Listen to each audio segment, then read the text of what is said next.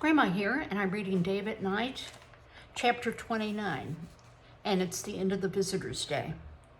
At 4:30, the bell rang and the visitors left. As soon as their grandma was gone, the twins rushed to me for advice about their dinner with Mr. Doom. "Don't do anything to make him mad," I said. "If he tells nasty lies about your family, don't argue." Then I told them to go for his spectacles if he started beating them. But remember, he has a spare pair in his desk. When the bell rang for dinner, Mr. Meltzer told the twins to come with him. They each ran, but Mr. Meltzer's arm snaked out. He got Jeff by the arm and Fred by the shirt collar. We had extra recess time after dinner on Sundays. Mike and I played hit the penny in the courtyard. The rules are, you put a penny on the ground and each person walks an equal distance away from it. Then you try to hit the penny with a ball and you keep track. Whoever gets to 21 first wins and keeps the penny. After I beat Mike twice, we played tag with our buddies. It was fun, but I kept worrying about Fred and Jeff, and I finally left the game. The twins weren't in our room, but Eli and Harvey were there. Eli was reading and Harvey was looking out the window. "Did the twins come back?" I asked. Eli shook his head. Harvey didn't say anything. "I'm going to the nurse," I said. "They might be there." Eli came with me. "How long have you lived here?" I asked him in the hall. "I came when I was 7. Did you ever try to run away?" He pointed at his teeth with wires on them. "They're straightening my teeth." "You're staying for your teeth?" "Not only that, in the summer they send us to camp, which is fun, much better than here. And Mr. Cluck is the only bad teacher I've had. Last year we had Mr. Silver, and he was really good." "I don't care about teachers except for Mr. Hillinger." Upstairs, the door to the infirmary was shut. When we got close, I heard a man's voice, not Mr. Doom's. I knocked. A nurse opened the door. Not my nurse, a stranger. I glimpsed a doctor's bag, part of man's back bent over someone on the cot, and Jeff sitting on a chair looking pale but healthy. "Can you tell us how the twins are?" Eli asked, sounding just right for talking to a grown-up. "They'll live." She slammed the door. Inside, one of them screamed. When Eli and I got back to our room, Harvey was still at the window. "How are the twins?" he asked. The bell rang. Recess was over. Eli shrugged. "Jeff looked all right. We saw him for a second. The doctor was there." The other 11 started coming in. Mr. Meltzer sat down at the table. I went to him. He brought in a new photograph of his wife and daughters. What kind of papa could he be? "What happened to Fred and Jeff?" I asked. He didn't answer right away, but he finally said, "Jeff is fine. Fred fell and broke his arm." "Fell schmel. Dr. Doom broke Fred's arm. It would be a twig in Mr. Doom's big, meaty hands." After the lights went out, we always waited before sharing our treats. We wanted the prefect on guard duty to think we were asleep. About 5 minutes after lights out, I had to go to the toilet, and that's when I made my lovely discovery. There was no prefect in the hall. When I got back to our room, I told everybody. They got out of bed immediately. "Congratulations," Eli said. "They've stopped worrying about you. It's Mr. Drucker's turn tonight. He must be playing poker right this minute." "I bet Mr. Meltzer told them about the schmear," Mike said, bouncing on his bed. "They want to stay on your good side, Dave." This was wonderful. I'd be able to sneak out once I got the carving. We piled our treats on Mr. Meltzer's table. Eli sat in the chair while the rest of us stood in the narrow aisles and sat on the nearest beds. I stood near Eli and Mike stood near me. Eli held up a salami. "Harvey, baby," he said, "I need your knife." "Good thing I have it." I saw a glint of silver. Eli sliced off a chunk of salami. "For Fred and Jeff." He put the chunk down on Mr. Meltzer's table. Then he cut a slice. "Take one thin slice." He passed the salami and knife to Danny. I peeled off my slice when it was my turn. Salami has so much flavor. I sucked on my piece instead of chewing it. For once, I had goodies to share.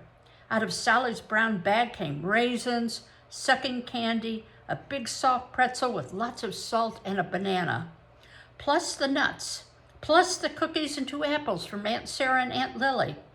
Whole orphans don't always have it so bad, I said. Yeah, Harvey said, if you're a whole, at least you know where your mama is. I should have known his mother hadn't come because he skipped recess. After the food was gone, we wandered away to our beds. As I drifted off to sleep, I remembered my idea for stopping the bullies from stealing our food, and then I was out, asleep. I heard a noise and half woke up, but I rolled over and fell back to sleep. And then, it could have been an hour later or a minute, someone hissed, "Psst, Dave, wake up." I sat up wide awake, scared. It was Jeff. Here, he held something up. It was in Mr. Doom's desk. I reached out, and Jeff put a key in my hand. What do you think that key goes to? Well, maybe we'll find out in chapter 30. The key was on a ring along with a flat metal disc. "How's Fred?" I whispered. "He broke his arm. They took him to the hospital to put a cast on it." "How's Fred?" Eli asked, coming toward us. Everyone was waking up and crowding around my bed. "He broke his arm," Jeff said. I wondered if he broke it getting the key. What happened? Mr. Doom lied about sharing his dinner. There was no food. When we got to his office, he started talking. At first, it didn't make any sense. He said something about culture and his wife liking to read about high society. Then he talked that way to me too. I said, I guess he started every meeting the same way. Then he said how much it cost to feed us. We remembered what you said and we didn't argue. Jeff sat on the edge of my bed, but he got madder and madder anyway. He kept talking softly, but you could tell. Jeff stopped. "How?" Mike asked. He started smacking his yardstick in the palm of his hand. "Oy vey," Joy said. Jeff went on. He said it was easy for lazy yentas like our grandma to complain. Smack, smack with the yardstick. Jeff turned to me. I was thinking about running when Fred raced for the door. "Then what?" Harvey said. "Mr. Doom is fast." Fred wouldn't have gotten out of the office if I hadn't yelled, "Bully, pig stinker." Even in the dark, I saw that Jeff was grinning, and I heard it in his voice. It was the best I could think of. Anyway, Mr. Doom turned, and Fred got out, and Mr. Doom went after him. That's when I thought of your carving, Buddy. Buddy, he sure was. I went to the knick-knack cabinet, but it was locked, like you said. So I ran to the desk, and a key was there right in front. I started toward the cabinet to see if the key opened, but then Fred hollered, and I ran out to help him. Sorry. That's okay. Thanks, Buddy. I shook his hand. Then what happened? Eli said. Joey's papa came in. My papa? Yeah, Fred was running up the stairs to the balcony. I didn't see that part. He told me about it. He said he wasn't thinking straight, or he would have stayed by the wall, not the banister, because all Mr. Doom had to do was reach through and grab him. Fred pulled away hard and he fell. He put his hand to catch himself, and that's how he broke his arm. What did my papa do? Jeff didn't answer for a few seconds, and I realized he was crying. Mr. Doom didn't care that Fred was screaming. He stood over him, hitting him with a yardstick and yelling, Teach you! Teach you! And then your papa came? Jeff choked out a laugh. The second the door started to open, Mr. Doom was hugging Fred and asking him if he was hurt and telling him to be brave. What was Papa doing there? He forgot his hat. Where was Mr. Meltzer? I asked. I didn't see him when I ran out of the office, but he was there a minute or so after Joey's father came. He took us to the infirmary and then he left. We were quiet for a minute, thinking about Mr. Doom. He shouldn't be in charge of a zoo, Danny said, much less us. Here, Eli said. He handed Jeff his share of the visiting day treats. You didn't get any dinner. We should tell the police, Mike said. Who'd believe the bunch of haves and holes, Harvey said. I hate him, Mike said. I'd like to punch him. I'd like to punch him in the nose. I sat down next to Jeff. We have a roof over us, Eli said. We aren't starving. It could be worse. Our families feel better because we're here, Joey said. Yeah, I'd have felt a lot better. I stretched out and got under my blanket. Jeff started to get up, but I told him he could stay. I wish he could be one of us for a day, Harvey said, and see what it's like. If he was one of us, Jeff said while chewing, Fred and I would beat the living daylights out of him. We'd break both of his arms. I closed my eyes. I pushed the key under my pillow and covered it with my hand. Around me, everybody was still talking. It was nice, aside from the topic. Cozy. I was going to miss them. Later, I woke up because I needed to use the toilet again. I took the key with me.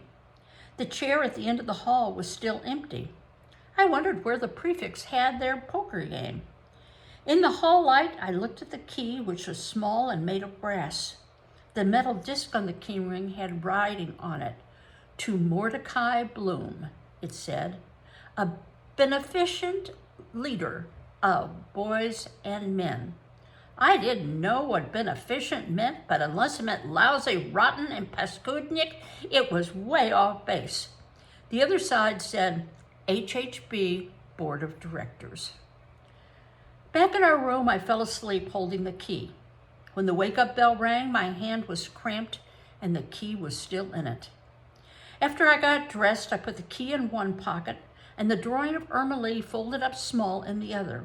I wanted to show the drawing to Mr. Hillinger so he could tell me how to do faces better. Fred came in with his arm in a cast. Everybody went to him wanting to know how he was. He said he was okay and wiggled his fingers at the end of his cast. He started to tell us what had happened, and he was annoyed that Jeff had beaten him into it. I walked to breakfast with the twins, Mike, Harvey, and Eli. At breakfast, I said, call me wizard and act scared of me. I wanted to try out my idea to stop the food stealing. Why should I? Harvey said. Dave has a good reason, Mike said, scratching his ear. He has something up his sleeve. Okay, Harvey, I said, call Eli a wizard. Call Eli wizard and act scared of him. I will too. That would be better since I was leaving and the wizard had to be here if he was going to work. Eli would make a fine Ganef. He'd fool Mo because he always seems so serious and honest. Just make sure the bullies notice, especially Mo. I told them my idea. They all liked it. We'd get ready during morning recess, and at lunch we'd do it.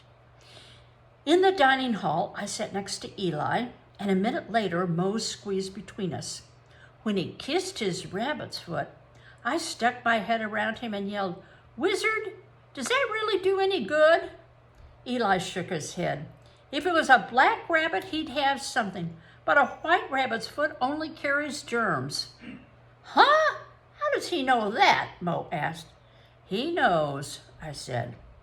From across the table, Fred waved his cast. See this? The lady started carrying the coffins out of the kitchen. Everybody knew about Fred's broken arm.